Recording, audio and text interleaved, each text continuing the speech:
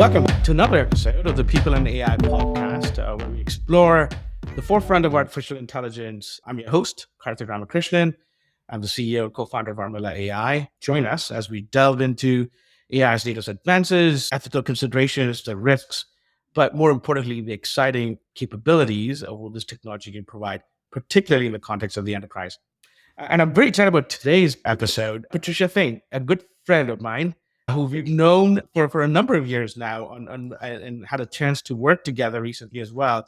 Patricia is a CEO and co-founder of Private AI and has spent her career at the intersection of linguistics and computer science. Patricia studied homomorphic encryption and NLP at the University of Toronto and worked on computational methods for deciphering lost languages.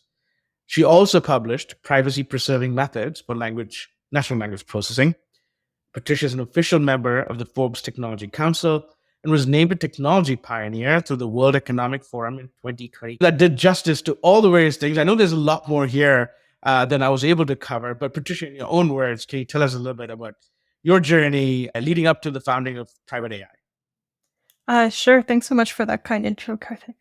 So the inspiration behind Private AI really stemmed from an understanding about the need for privacy in innovation and as AI expands as well. And I started working on acoustic forensics in my PhD. And not only was it very difficult to get data because of the privacy concerns that you would have around there, and acoustic forensics lets you understand who's speaking and recording, what kind of educational background they have, what, et cetera, et cetera. So basically gathering information about the speaker. And the purpose is to often improve automatic speech recognition, but can be used for many other, for more nefarious reasons as well. And so on the one side of the coin, you shouldn't use this data because it can be problematic, and you shouldn't capture this data because it can be problematic. And on the flip side, you can't get this data and you want to innovate. And how do you reconcile the two, make it so that privacy requirements are not a barrier to innovation, but in fact enable you to get access to data that you otherwise would never have had a chance to play with? Yeah, I recall very specifically as well, there was a very large telecom operator that we were kind of work with during my tenure at Element AI. And one of their biggest challenges was they couldn't give us any of the data to help them because it was basically we were trying to help out the customer service department, so the call logs, and a lot of conversation goes on about confidential PII information. Mm-hmm. And so the data, we couldn't do anything. And I guess this was pre-private AI, because private AI had existed. I think that would not have been an issue in 2016 or 2018. So that's fantastic. And I think obviously you're solving a very, very key problem, particularly when we think about regulations like GDPR and the Canadian data privacy act regulations that exist. So could you speak to a little bit about how private AI's technology actually helps in those two contexts? One, how do you make that data actually available and what types of data you deal with? Yes. And then B, what the process of redaction looks like in the context of GDPR and these regulations. Sounds good. I'm going to nerd out with you here. So bear with me and stop me if it's too nerdy. Let's see. So first of all, when thinking about what technology to build with private AI, was trying to think of a technology that could be generalizable, that would be really easy to integrate, that would help companies comply with data protection regulations. And when looking into what was available, it was really clear that even the very basics of data protection regulations couldn't be adhered to because the technology just wasn't there. So if you look at the GDPR, it became this very aspirational regulation, and the technology is still being built towards being able to comply with it. And what these regulations tend to require is things like data minimization. So you have to minimize the amount of personal information you collect to the absolute minimum that you need for the task that you're going to be performing. Requests to be forgotten and access to information requests, that you need to know what kind of information you're collecting about a particular individual. You need to know where it's stored. You need to know which tasks it's being used for. You need to consent for each of those tasks. And what the GDPR says is if you anonymize data, you no longer need to comply with the GDPR for that data.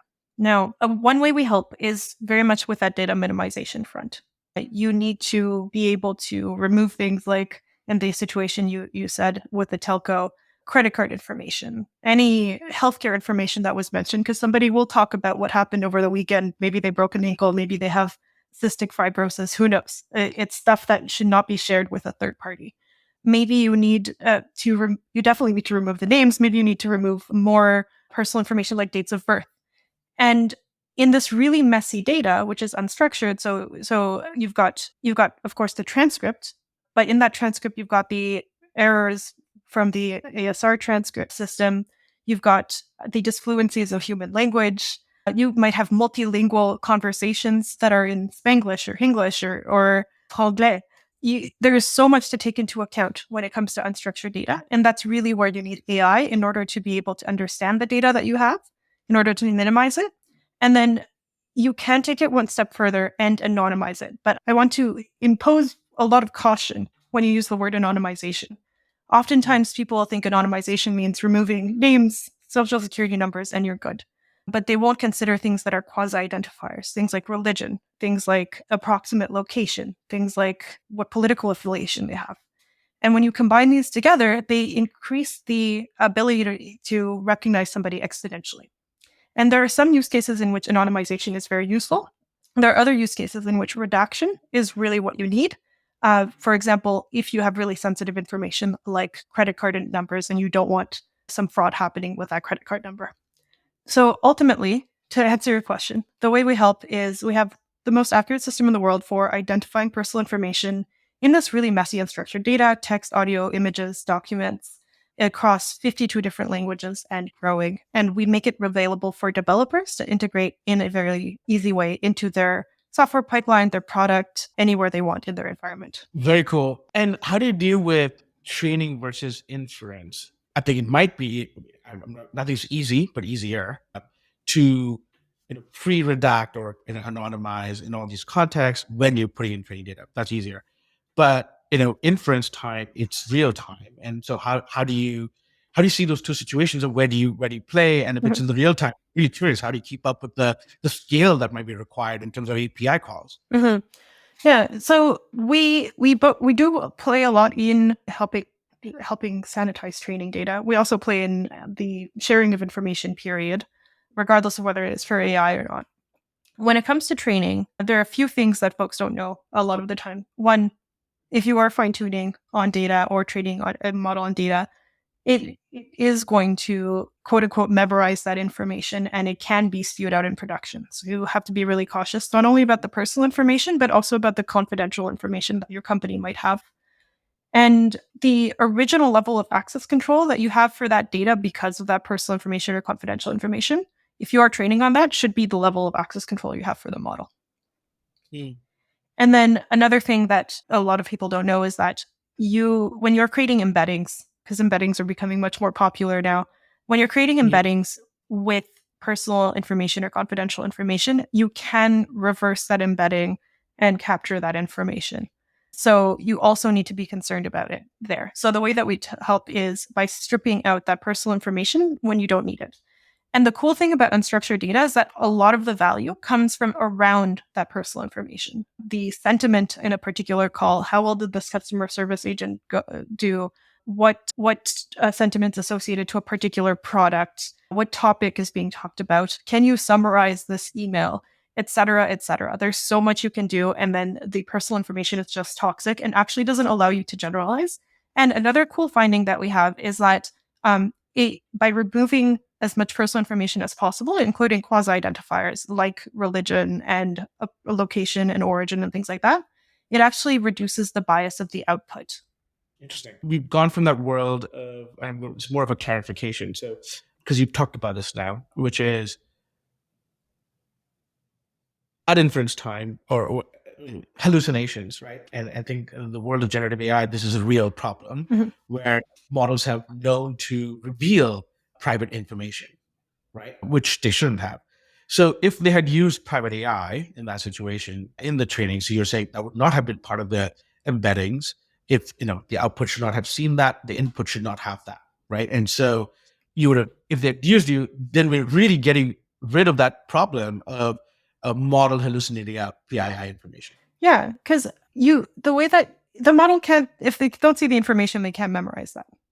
And the kinds of things that have come out are, for example, there was this company in Korea, in South Korea called Scatterlab that had trained on billions of conversations between users. And then in production was spewing out, this was several years ago, was spewing out entire names and addresses and so on, I believe addresses, of the users to other users. That would not have happened if that model had not seen that information originally. And there's papers by, for example, Carlini et al. From a few years ago already showing GPT-2 memorized addresses online. You have papers about character language models memorizing the most likely sequence of numbers when there's one hidden inside a Penn Tree Bank database. In this other paper by Carlini et al. Called The Secret Share. And so there was some inkling in academia already about this being a problem, and a lot of that has yet to pass over to industry. No, that makes a ton of sense. And I know you reference his papers quite a lot. So it looks like a lot of the work that you do is based on the research that he's done, which is fantastic. Let's switch it a little bit, right? So, okay, great. We have a good idea of what you're trying to achieve with private AI. Let's take the other shoe. When you go to a client, and I know your clients are typically large enterprises, I would say at this point, right? In regulated industries, which have significant ramifications if privacy is not adhered to. So, in that context, let's talk about some of the challenges that you face. It's not just about the technology. Mm-hmm. And I would love for you to take the put on the hat of, you already do, but imagine you're talking to another startup founder who's trying to sell to a B2B enterprise. What would your advice be of trying to sell something pretty complex, I would say, right, into a B2B environment? Mm-hmm.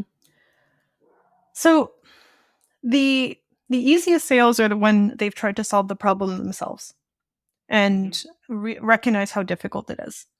The most difficult sales are when they have tried to solve the problem themselves, recognize how difficult it is. However, the person who worked on the solution internally is still working at the company and their job is on the line if it doesn't work out. Ideally, their job is not on the line and they could be moved to another project because, there's a lot to do on 4 products in an organization. Especially so I can give particular advice on how to sell a technical product to engineers and product owners. And it's to be very detailed in terms of accuracy of the models. It's to be very detailed in terms of the performance of the models for latency and throughput. It's to be very detailed about why this is a hard problem and why you have an edge at solving this hard problem. So not hiding behind this is actually secret information that we're not sharing. These are developers. They're not going to take kindly to that. Be upfront with them, tell them why this is difficult, why you've solved the difficulties they faced, and they will then appreciate you. And then be very meticulous about communicating what you do with regards to security. We deploy within our customer's environment. And what that means is that we have to constantly run security scans of the container that we deploy in our customer's environment. We have to communicate with them what our security practices are in general. And we have to be really on top of our game there. And then another piece is try to, of course, there's the general discovery, try to understand the motivation, what problem are they solving, what have they done before, what kind of, who's owning this project, who owns the budget, and what with certain enterprises, they might need more information about ROI. And this ROI can be very tricky because they might be working on a new project with this data. To give you some idea, 80 to 90% of the data out there that companies have is unstructured data. And that is what AI is unlocking. So what can they do with this? That is a question that every organization it is answering, in the process of answering for themselves. But they might rely on the vendors to help them answer that. So if you have examples of other organizations' ROI without naming names, if you have information about what the best practices might be with regards to figuring out that ROI, how very much you can handhold the champion within the organization to promote your company for that budget will be time well spent. Excellent.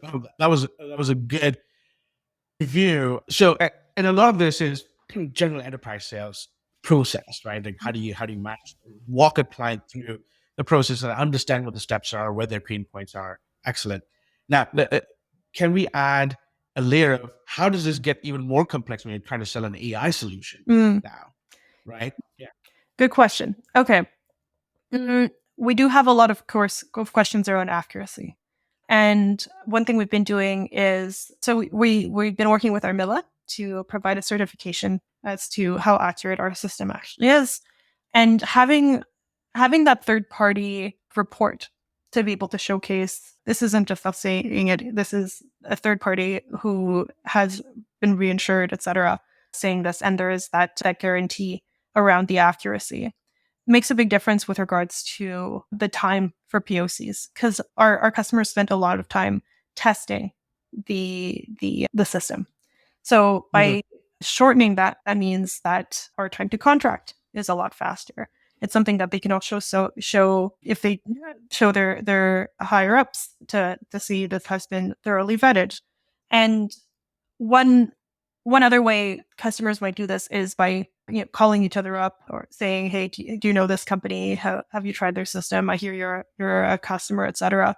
However, when it comes to privacy technology, I do find that people are even more sensitive about sharing that they are a customer publicly, because it's similar to security software. You don't boast what it is that you're doing as a security posture, because it might make you a little bit more vulnerable if people know where the cracks are, and so having anything that helps during that, speeding up that POC, makes a big difference. That's excellent. So, well, glad, on the certainly getting an independent verification. It's no different from, when we were kind of, I'm sure you face this, B2B sales. You have to do your cyber security, SOC 2 compliance, right? Which proves that you're as secure and you run these security checks on a regular basis to keep your platform up and running. I think similarly, definitely a guarantee could help. But something you just said that I think is a big problem in your situation, I would suppose, which is they can't talk about you, but you want them to talk about you, but you also don't want them to talk about you. So it's a bit of a tricky situation from the security context. But look, you're doing really, really well.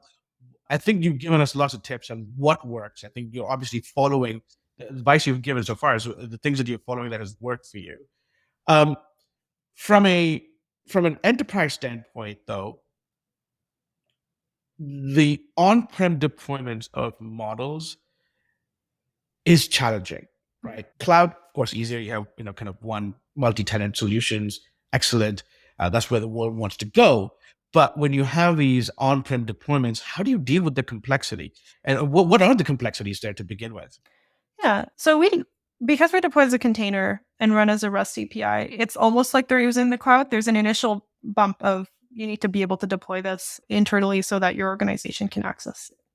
The complexity there is, do you have a container repository in the first place? A lot of companies do, and then they can deploy that, and then their entire organization already has access to it. So it's very easy to just get going. And if you have a team in one part of the organization who finds out about you, they can then go in and use that API without too much hassle.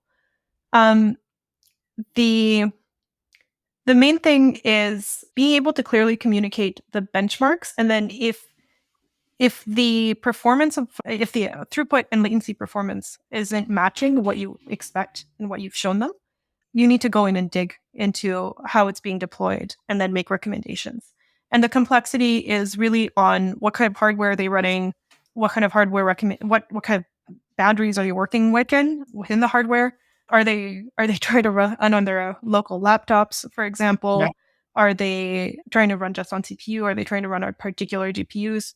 And then having that comprehensiveness of detail really helps in moving things along and pinpointing whenever anything might be going wrong. Also found that sometimes it can be, so one of the we sometimes get asked, can you deploy your model on-prem and have somebody tune it with our own labels? And one reason we hesitate to do that is because we are, with the current models, able to say, okay, this is a configuration problem, or this is a problem with our output. And then if it's a problem with configuration, we could dive in and help the client very quickly.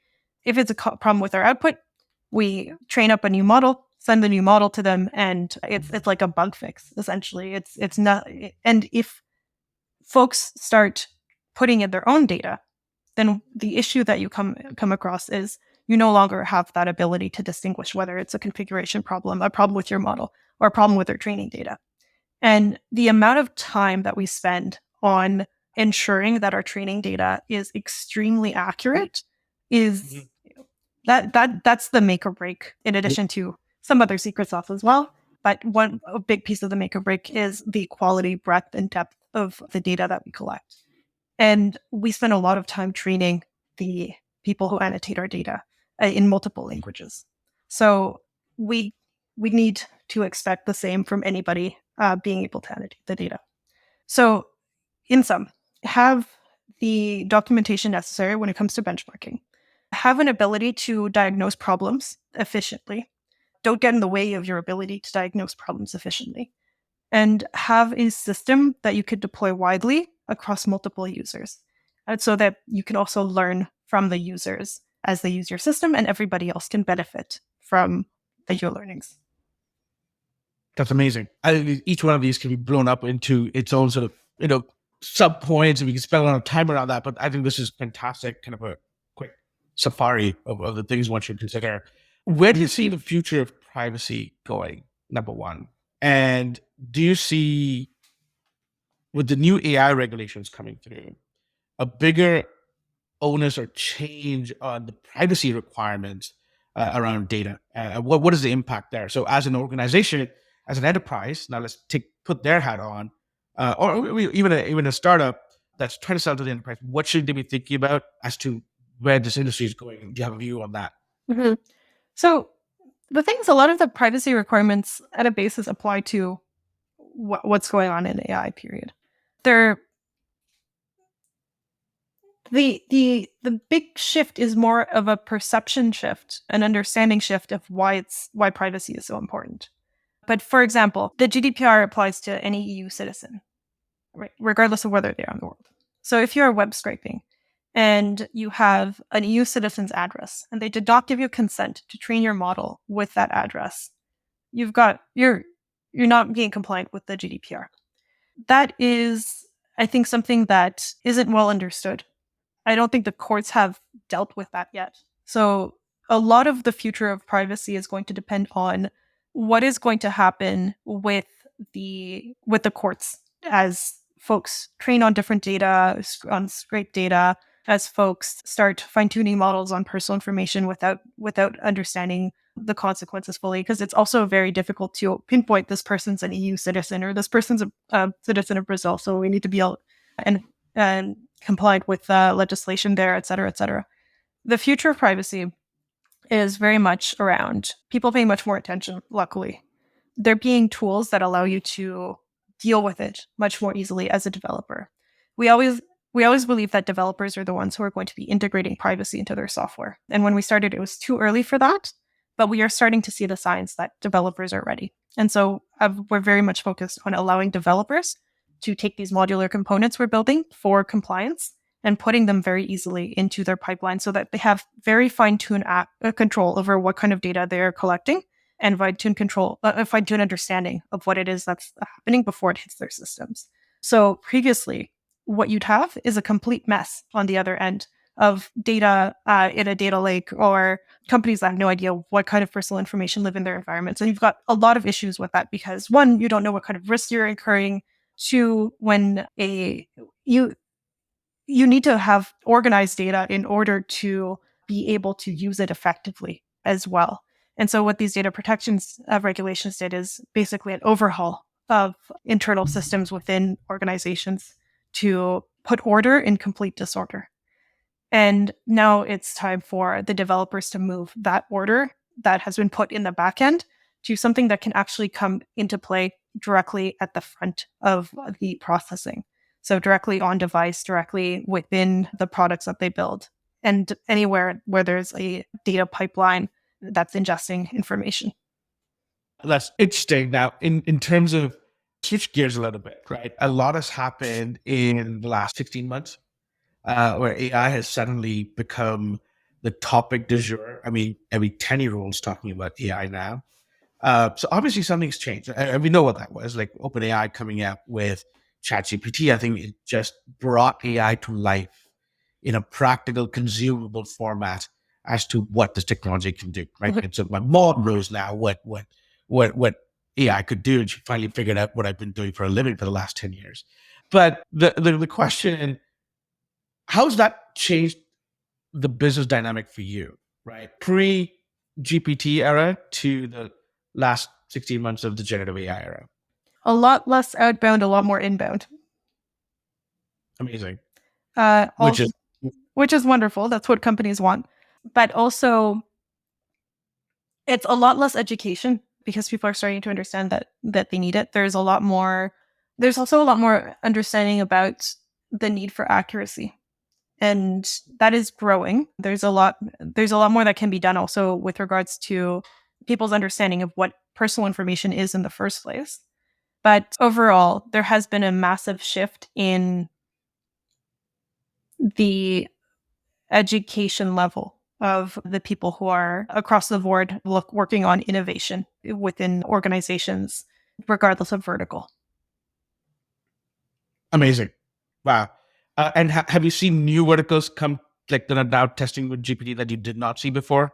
Could you mention what they would be? I think everyone's testing every single one. I don't think there's anything surprising there. There's a lot more going on in legal and HR than before, but it's not surprising that they are looking into that. And then there's always been a focus on privacy in healthcare. There's always been a focus on privacy in insurance.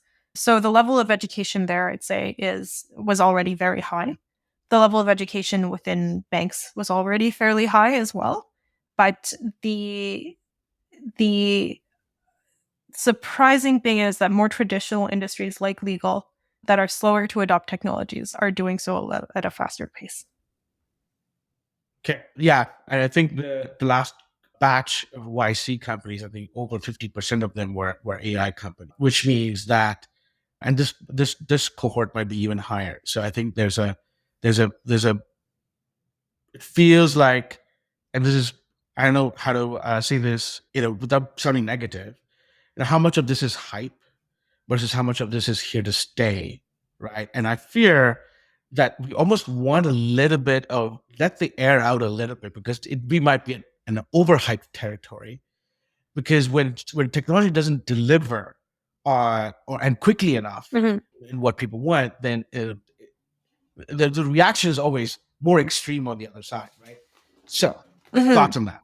Yeah, to a certain extent. Okay, so I think that hype happens when you try to apply a technology to everything when it shouldn't necessarily be applied to everything.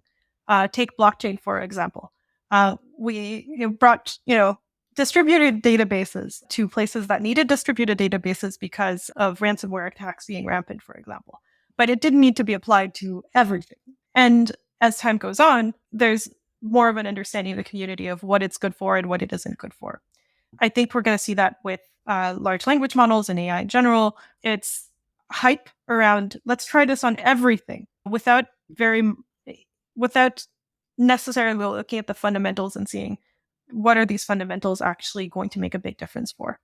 And then post this, what's going to happen is an understanding of what it's actually good for.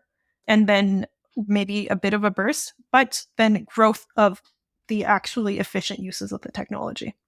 And I guess invest with caution, not just it is the main thing to learn there. Which, yeah, I guess the previous hype cycles can have taught us what it is that you should be looking for within a technology. I think the one big thing is whatever you're building, the fundamental component of your product, whatever you fundamentally need to build your product, should not be entirely reliant on somebody else's company. And so one thing I'd ask as if I were investing in such companies is, what's your data strategy?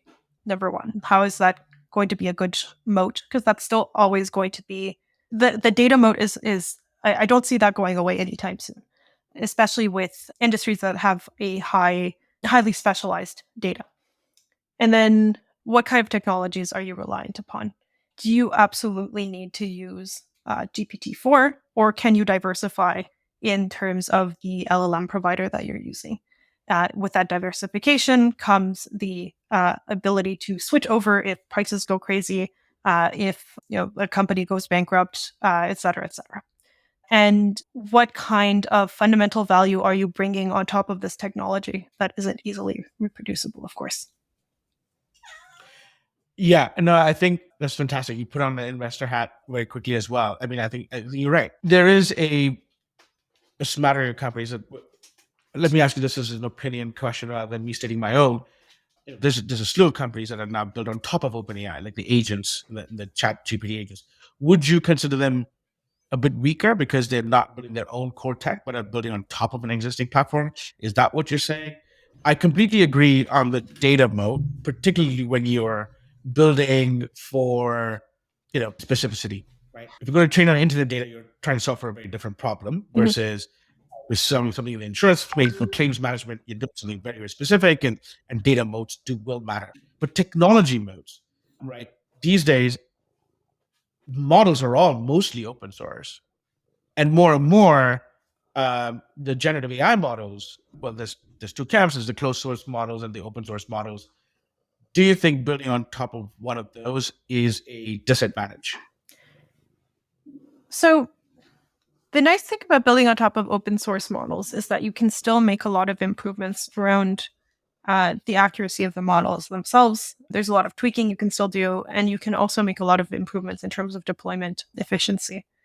And efficiency in itself can be a really good moat to have as well. Yeah. You can't do that with closed source models. But yeah, let's take your example of if you're building a chat agent on top of GPT. I think it really depends on what kind of data you're capturing still. And are you building something that is your UI exceptional? Do you have some sort of network effects that's going into play that's going to give you that moat? In a lot of these cases, it might just be some folks who want to make a few hundreds of thousands of dollars and then call it a day, and that is what it is. But I don't know if I'd call it a venture scalable business without some other component to it. Yeah, I guess the long-term sustainability of the business model may not be what we think it is. It's going to be interesting. I'm really looking forward to seeing how this plays out. Yeah. I take the stance of, I think, to your point, if you can figure out what your sort of competitive advantage is, even if you're using a chat GPT for, whether it's a data advantage, whether it's a UX or a UI advantage, or a problem set that you have something unique insight into that no one does, I think, yes, I think there's advantages to that, but then there's also going to be a lot of the Me Too apps, right, of the App Store world and our mobile world. Or even a services advantage. It doesn't have to be a SaaS business for it to be a profitable, very good business. Yeah, I mean, I think from that context, I think risk management for the enterprise, there's a whole industry that's waiting to blow up right now, which doesn't exist, but barely. I think there's a handful of companies, including us, we play in it, but I expect there's going to be hundreds of companies. Just as we have for cybersecurity, you have all of these companies that do cyber assurance and security services and attestation certifications, help you red team and lock down your systems, et cetera, et cetera. You're going to need the same in a cottage industry of companies doing that in the AI space. And I think, to your point, service is not a bad thing. I think if you do it well, I think there's a whole opportunity there too. Very cool. Rapid fire. I think we're on time. It was a fascinating conversation, but rapid fire. Your prediction for the next breakthrough in AI next year. Oh, yikes. The next breakthrough or the next public awareness of the breakthrough? Actually, let's do both. Thank you. That's two questions in one. All right. The next breakthrough. That's a tough one. I think time series data. is one that is really in line for a breakthrough soon. And then public breakthrough. Probably self-driving cars.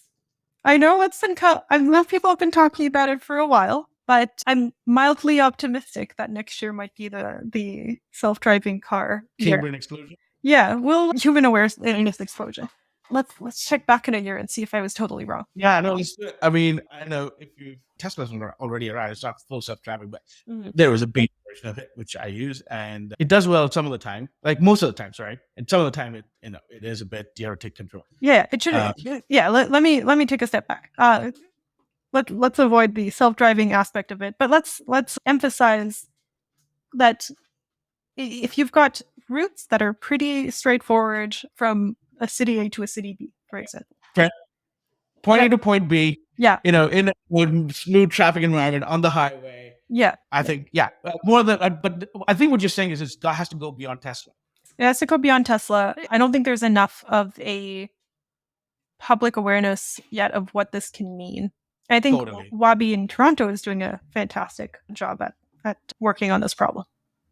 Yeah, I mean, Raquel, who better than Raquel to work on this? Fantastic. Okay, that's 2 questions. I'll do a final third one. If you weren't doing private AI, what would you be doing? Another company. Okay. Yeah. So an entrepreneurial days, that's what you'd always do.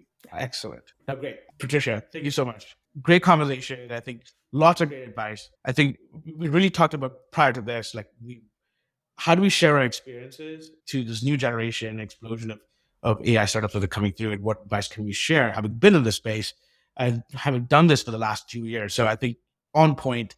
Thank you so much. And look, we are big fans of what you do with private AI. I think it's an essential backbone for adoption of AI, to be able to build more solutions, more products around it within the enterprise context. So more power to you. I think that it's great work, and looking forward to seeing all your success. Maybe we'll check back in a year and check out that prediction too. Yeah, really big fan of what Armilla is doing and what you're doing as well. So it's mutual.